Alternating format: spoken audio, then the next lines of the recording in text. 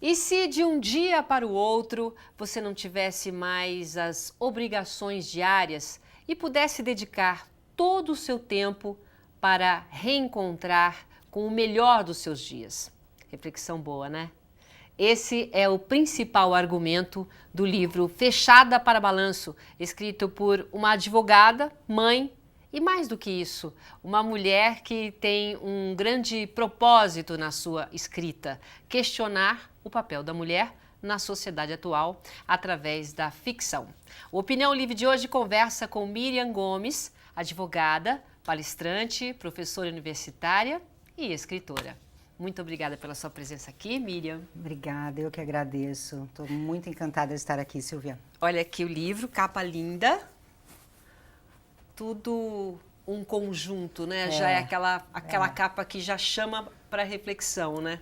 Conta um pouquinho desse nome. Você sabe que Fechada para Balanço tem muito, né? Dá pra gente refletir muito sobre isso, né? Só o título já dá para refletir, eu não sei nem o que tem dentro. Mas Fechada para Balanço, quem nunca, né? Quem nunca? E não tem tempo, né? Pode ser em qualquer momento da sua vida e da mesma forma por um período de uma semana como num período de um ano. Né? Outro dia, inclusive, alguém me perguntou: você está namorando? Eu falei: não, estou fechada para balanço. Vira até, né? Já vira um jargão. Vira um jargão. Mas o título surgiu primeiro do que o livro, na verdade, porque era um momento que eu estava me sentindo assim. Foram 3 meses que eu tinha acabado de sair do mundo corporativo, me vi diante de algo diferente na minha vida que eu teria que enfrentar, né? Fora do mercado, em casa, né? Super proativa como muitas mulheres hoje, a gente se pega meio sem saber o que fazer. E eu comecei a escrever, porque sempre gostei muito de escrever. E eu falei: quer saber? Eu acho que eu vou me dedicar um pouquinho à escrita. E escrever o quê? Comecei a escrever primeiro... Assim, a escrita para você, de alguma forma, te ajudava? Era uma terapia. Era uma terapia. Né? Quem escreve sente isso. Tanto que alguns terapeutas falam, né? Sim. Começa a escrever o que você está sentindo, o que você está pensando. E eu de manhã acordava e falava: vou escrever histórias. Né? Sempre muito focada no universo feminino. Né? Desde muito jovem eu tenho comigo essa bandeira, não quero que seja uma bandeira do feminismo, mas a bandeira do feminino, das lutas das mulheres, da mulher na sociedade atual. Você sempre teve esse olhar? Sempre. Até porque, como advogada, a gente já é chamado a pensar sobre isso, né, como profissional. E no mundo corporativo eu fiquei 15 anos no mundo corporativo. Trabalhando como advogada de empresas? De empresas, fui. Mas não especificamente com mulher? Normalmente não, né? Na maioria das vezes você tem superiores homens ou você tem subordinados mulheres, mas esse olhar de perceber que a mulher ainda precisa muito espaço, né? Nós não temos o mesmo reconhecimento, apesar de às vezes ter a mesma técnica, a mesma qualidade do trabalho, mas ainda não é reconhecido, né? Isso é estatisticamente. Eu sei, mas você sentiu até na sua própria experiência corporativa. Sim. Eu faço parte de um grupo de mulheres gestoras de departamento jurídico de empresas e a gente sempre brinca quando a gente se reúne o seguinte: o homem, para alcançar alguns patamares na carreira, ele precisa tirar 8. 8 já é uma nota de corte boa. A mulher precisa tirar 12. Sempre se superando, então, né? E a gente consegue mesmo assim. Consegue. Então, quando eu vejo uma mulher numa posição muito alta, eu falo: puxa vida, você não tem que olhar você não precisa olhar com inveja, mas com uma profunda admiração. Porque a gente sabe como é difícil, né? Eu falo: todo homem devia ter pelo menos uma filha mulher. Né? Para entender como é esse universo. Ou estudar o universo feminino já tá bom. Mas não vai conseguir. Eu acho que quando tem essa relação afetiva, eu tive o dono de uma empresa que eu trabalhei, ele teve 2 filhas. E ele mudou, assim, da água para o vinho. A forma como ele via a mulher, profissional, mudou totalmente, né? Então, nada é por acaso, Miriam, quando você usa essa frase fechada para balanço, o que isso significa para você? Não estou perguntando do sentido pessoal, né? A gente sabe que todo mundo de vez em quando está fechada para balanço. Mas quando você coloca esse título, que mensagem que você quer passar para as mulheres? É um período de reflexão mesmo. Eu estou fechada para refletir sobre o que eu fiz até agora e o que eu vou fazer daqui em diante, né? a frase foi até uma brincadeira, porque fechado para balanço é um termo do comércio, de empresas, principalmente quando vai fazer o levantamento de estoque, sim, né? Sim. Fazer o inventário, que eles chamam. E eu falei, puxa, por que a gente não faz isso na nossa vida de vez em quando também? Importante, né? Vamos fazer um levantamento? Essa parada, né? Vamos parar e vamos ver o que eu fiz até agora, o que tá bom, o que tá ruim, o que eu preciso descartar, porque a gente não aprendeu a descartar. É uma limpeza você acha que as pessoas precisam fazer? É uma limpeza, é um recomeço, né? Eu acho que a gente tem essas fases de recomeço. E que bom que eu posso me fechar para balanço e não a vida, né? Por N ocasiões, N situações, te fechar para balanço. Porque daí você é obrigada a parar e muitas pessoas não estão preparadas para parar e fazer essa análise, né? Elas são pegas de surpresa e isso é um baque. Pelo contrário, sabe que às vezes, outro dia eu estava conversando com uma pessoa, falou assim, você desliga a televisão para dormir? Ah, não. Eu preciso o tempo todo estar com alguma coisa ou algum barulho, porque eu não posso parar para pensar. As pessoas não param nem para pensar. Por quê? Porque refletir é uma coisa que incomoda muitas vezes, né? Aí você começa a buscar coisa que você não quer buscar. E o fato de você colocar... Eu abri, inclusive, com uma frase. Esse livro me chamou a atenção quando eu recebi o teu release. O fato da pessoa perder a memória e sim, se você, né, exatamente o começo que eu trouxe para o programa, se você perdesse a memória, se você pudesse parar, o que você gostaria de lembrar? Aí eu parei para pensar em casa, né? O que será, o que é importante, que memória eu gostaria de ter se eu voltasse se eu passasse por um processo que passa a personagem? Sim. É mais ou menos isso que você pensou? Como é que você criou essa história? É bem isso. Por quê? Porque ela não tem a memória, é uma personagem, uma faixa etária, isso eu posso dizer, né? Eu não posso contar a história do livro, porque, na verdade, se você pega uma personagem que você, no decorrer da leitura, você vai descobrindo com ela quem ela é, se eu contar muita coisa, eu vou estar entregando a parte mais gostosa da leitura, que é essa descoberta.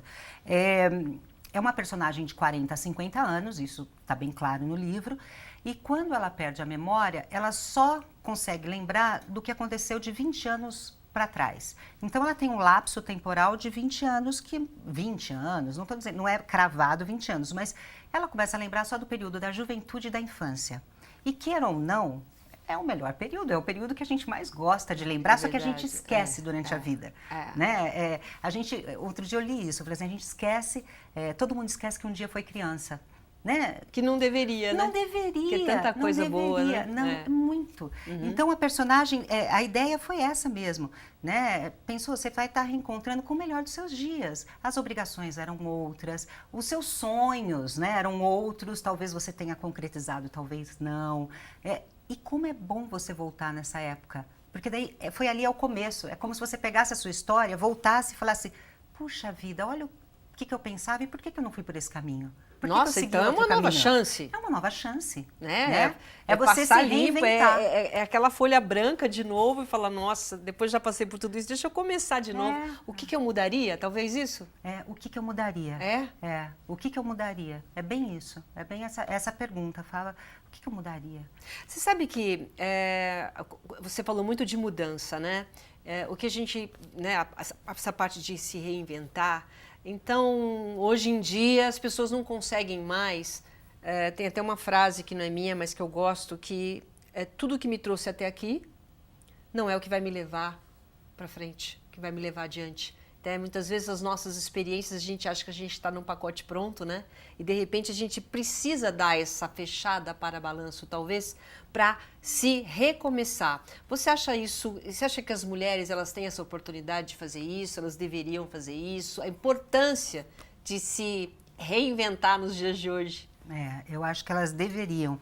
E engraçado que essa frase sua me fez, enquanto você falava, pensar o seguinte: o que me trouxe até aqui não vai fazer com que eu siga adiante. É mais ou menos assim, não é isso? Não faz com que eu siga. Principalmente porque chega uma hora que você está com tanto peso, né? O que te trouxe até aqui já acumulou e está tão pesado, que se eu não deixar alguma coisa para trás, eu não consigo seguir. É verdade. Né? O livro ele fala muito disso. A gente parece que cresceu para ter, né? Então, conquistar. Só que a gente não consegue acumular e a gente não consegue deixar, dizer tchau. né? Relacionamentos. Tem gente que constrói uma casa e é obrigado a vender, ou porque se apega ao material, se apega às pessoas. Então, a gente vive uma fase de muitos apegos. Né? Então, por que não deixar um pouco para trás? Né?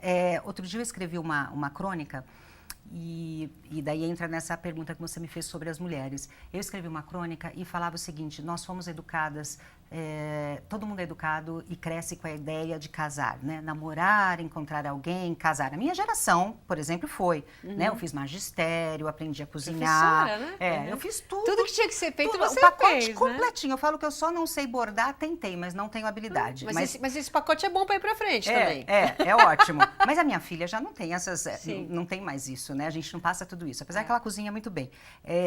Então, o que acontece? Nós somos criadas para isso. Ninguém ensinou a gente a falar, não deu certo. E agora, o que eu vou fazer? Né? A mulher sofre mais com uma separação do que o homem. Eu acredito nisso. Porque os homens... Não, eu acho que eles são mais práticos. Né? Claro. Até uma... A gente sempre olha o nosso lado. Né? Não, e até eu estou dizendo uma coisa que é muito egoísmo, falar que existe, dá para mensurar o sofrimento. Não dá. É difícil. Mas eu acho, não vamos dizer que assim, não vamos, esquece, não sofre menos, mas a mulher talvez ela tenha mais dificuldade em lidar com uma separação do que o homem, porque ele foi criado de uma forma muito mais prática. Né? E a gente não. Mais emocional, a gente, né? Muito mais emocional, né? E eu acho que as mulheres, eu encontro muitas mulheres, eu falo muito sobre isso, falo a gente tem que mudar a nossa percepção, e as mulheres principalmente precisam mudar a forma como elas educam e criam os filhos homens. Para montar para forjar e criar essa nova geração, né? Você não pode pedir, a mulher precisa ser independente e você cria uma pessoa dependente, né? Não bate.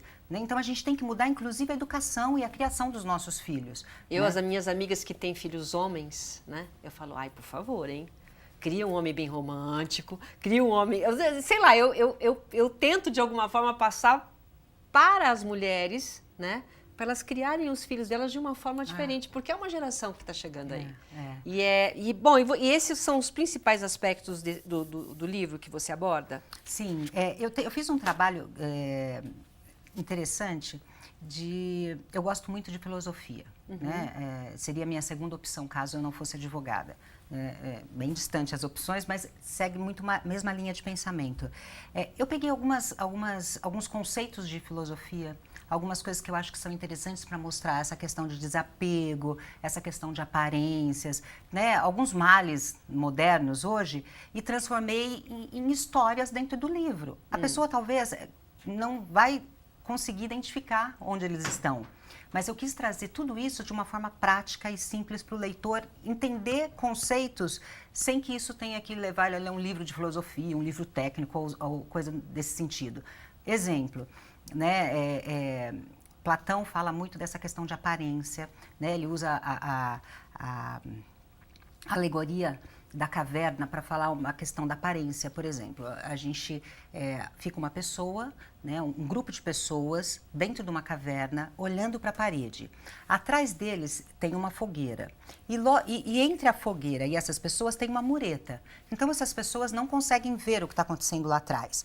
Elas passam a vida inteira vendo essas sombras. Então elas reconhecem esse público pelas sombras, só pelas sombras.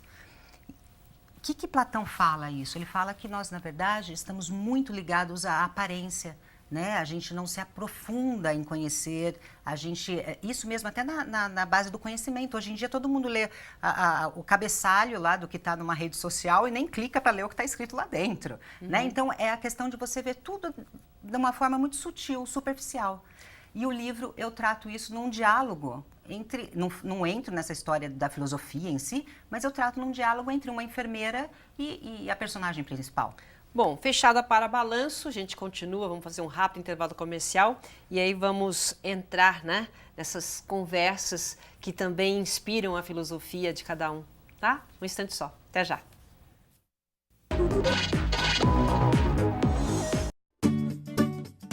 Objetivo, conceito de escola no coração dos pais e dos alunos.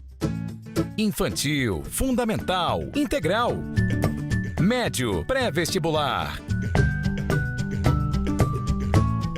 Primeiro lugar geral no Enem por 7 anos consecutivos. Internacionalização. Escola selecionada entre as principais do mundo. 6.417 medalhas em Olimpíadas Científicas Nacionais e Internacionais. Cientistas olímpicos já aos 6 anos. Objetivo representará o Brasil em torneios mundiais de física e robótica em 2018. 2 anos consecutivos melhor pré-vestibular de São Paulo, segundo Datafolha.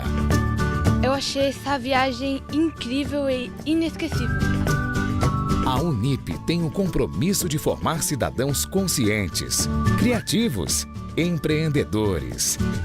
A qualidade e o reconhecimento dos cursos presenciais e na educação à distância. Para você estudar no campus que preferir ou de onde estiver e na hora em que puder. Há 6 anos, a particular preferida do mercado profissional.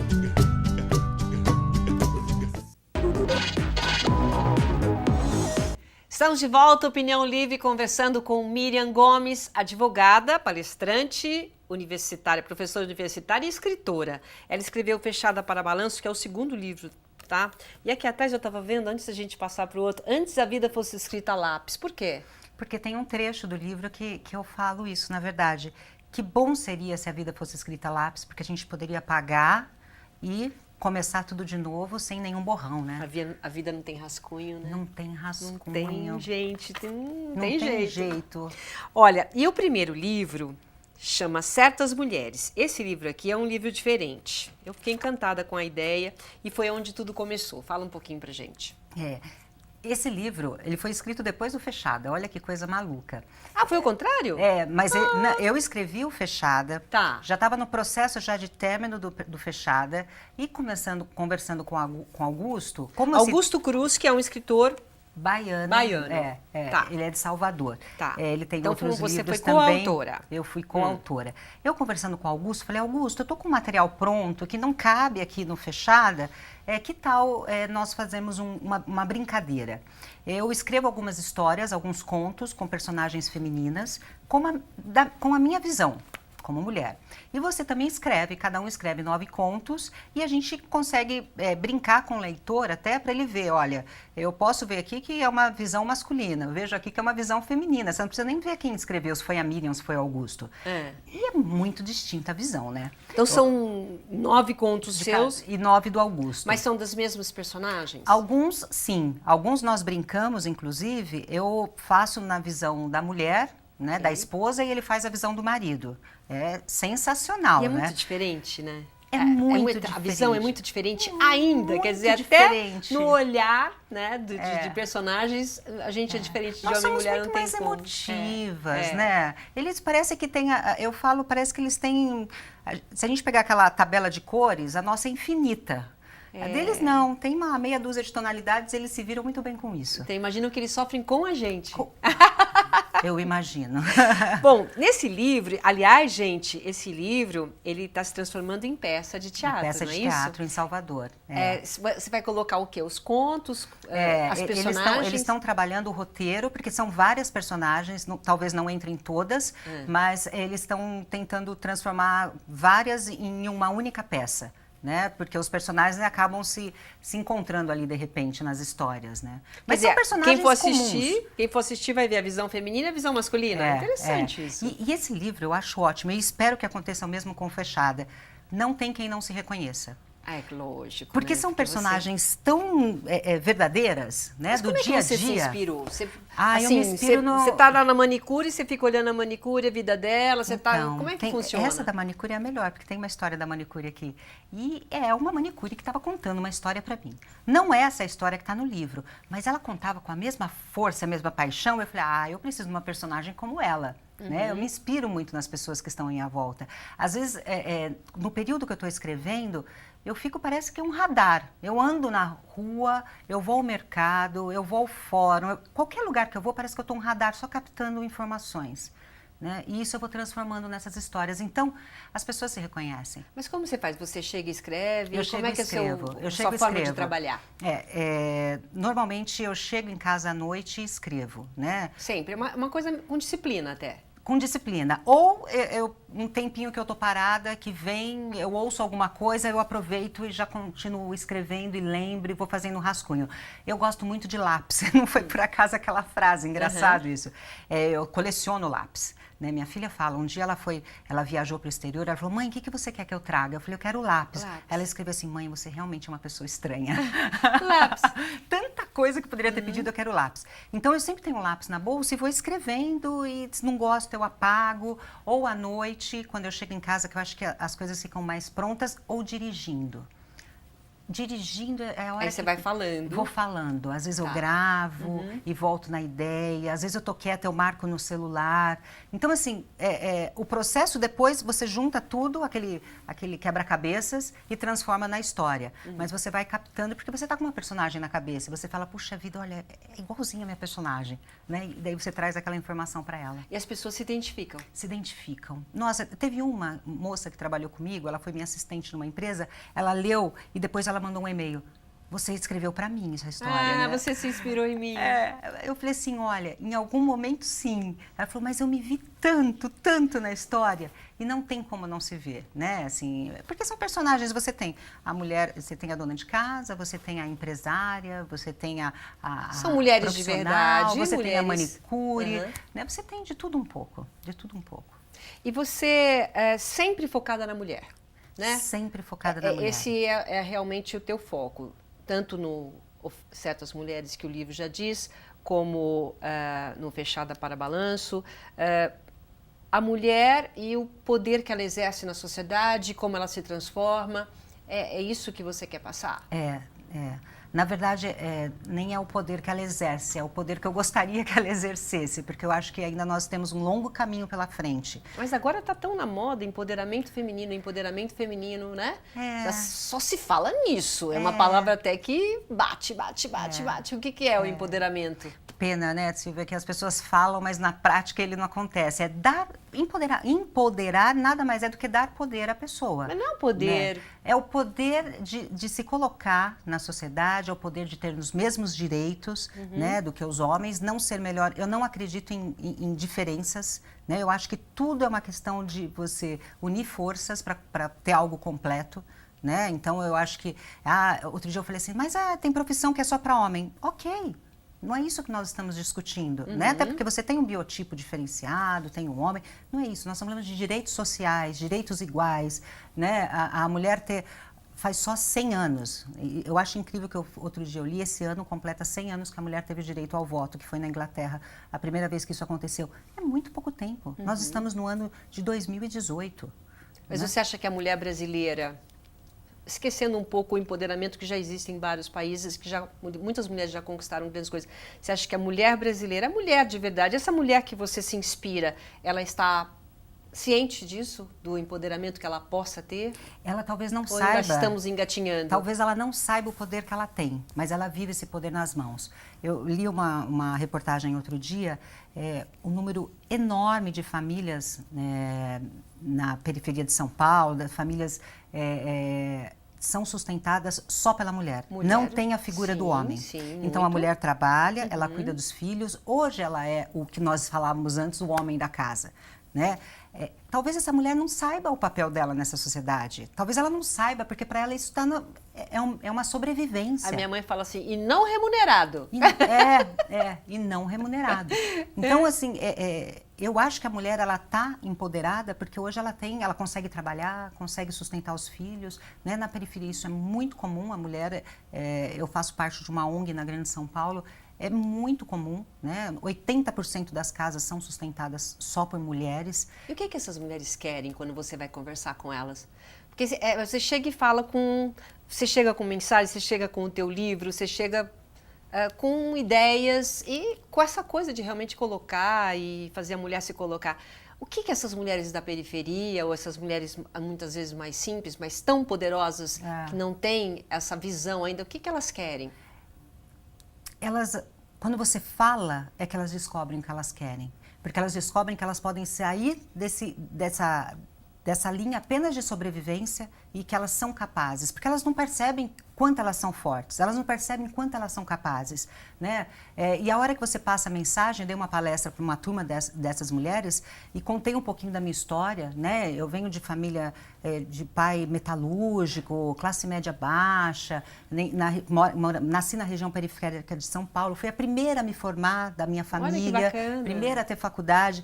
Então, eu conto a minha história e elas ficam, os olhos brilham, porque eu falo, todo mundo pode, né? Não é porque você pode. Daí elas chegam e falam assim, eu sempre sonhei em fazer isso, sonhei. Eu falei, faça, acredite que você faça, é isso que elas querem.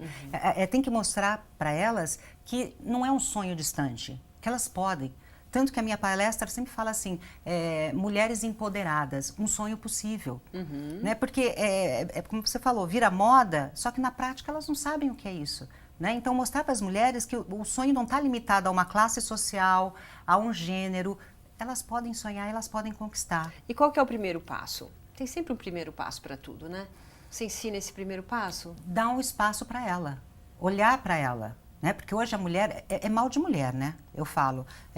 Primeiro vem os filhos, para quem é mãe. Né? Depois vem o trabalho, porque a gente tem que manter os filhos. E por último vem a mulher.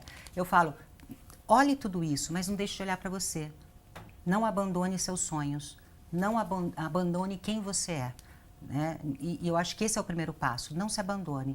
E nessa ONG elas trabalham com isso, né? Então elas têm aulas que ensinam novas profissões. Só o fato delas irem até lá já demonstra que elas estão buscando um novo caminho. E me fala uma coisa, você vive, a tua inspiração maior é a mulher, Sim. Né? Você acha que é uma inspiração que não acaba?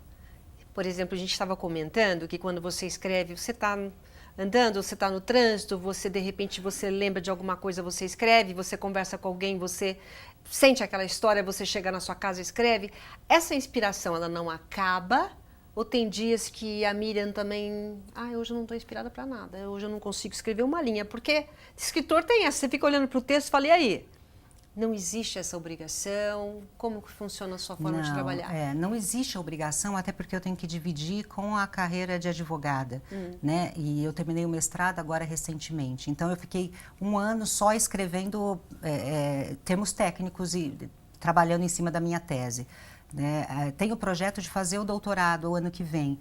Então, assim, essa parte ficcional, ela tem que ficar um pouquinho adormecida, porque é uma linguagem totalmente distinta. Tanto que quando eu fui escrever a minha dissertação de mestrado e levei para o meu orientador, ele falou assim, Miriam, isso aqui é um mestrado, você não pode escrever do jeito como você escreve seus livros. Ele falou, não é assim. Então, eu tenho que adormecer um pouquinho essa parte de criação, criativa, ficcional, para poder trabalhar. Então, engraçado, eu tenho que me dividir, né? Assim, são vários papéis. Eu falo que eu divido a minha vida como se fosse uma cômoda. Né? Tem hora que uma gaveta fecha, eu abro a outra. Tem hora que uma gaveta fecha, eu abro a outra. Porque senão vira uma bagunça. Né? Se você abrir todas, vira uma bagunça. Né? Então você tem que ter disciplina. Isso é uma coisa importante, é uma dica bacana. Quer dizer, porque a mulher, como ela tem várias funções, ela tem que abrir e fechar essas gavetas. Agora eu sou dona de casa, agora eu sou a mãe, agora eu sou a mulher, agora eu sou várias. E a mulher só consegue fazer isso. Desculpem os homens, mas a mulher consegue fazer muitas coisas ao mesmo tempo. E a gente já aprendeu aqui, inclusive no Opinião Livre, já veio um rapaz que falou sobre as diferenças entre homem e mulher, que o homem tem essas gavetas, mas muito bem definidas, mais do que a gente. Só para a gente encerrar, infelizmente está terminando o nosso programa, deixa uma mensagem então para essa mulher que está assistindo a gente, quer mudar a vida dela e muitas vezes ela é refém de uma própria situação, né? Então, muitas vezes nós somos reféns e a gente não consegue mudar. O que a gente pode fazer? Olha, a primeira mensagem que eu quero deixar é: acredite em você. Não tenha dúvidas que você é capaz. Né? Ninguém tem que te dizer o que você é capaz. Você sabe que você é capaz. Então, vá atrás disso, vá atrás dos seus sonhos. Coloque em prática. Eu nunca imaginei escrever um livro e eu escrevi o livro. Tanta coisa que você não imagina fazer e de repente você se vê fazendo. Principalmente para as mulheres que têm mais dificuldades na vida, acredite que você é capaz e que os meios, a partir do momento que você abrir a porta, você vai descobrir que o caminho está lá e os meios para você seguir esse caminho, eles vão aparecendo. Eu tenho certeza disso. Muito bem, muito bem. Muito obrigada, viu? Eu que agradeço. Muito obrigada pela sua presença aqui. Obrigada. Nossa Opinião Livre de hoje fica por aqui. Muito obrigado pela sua companhia e até a próxima. Tchau.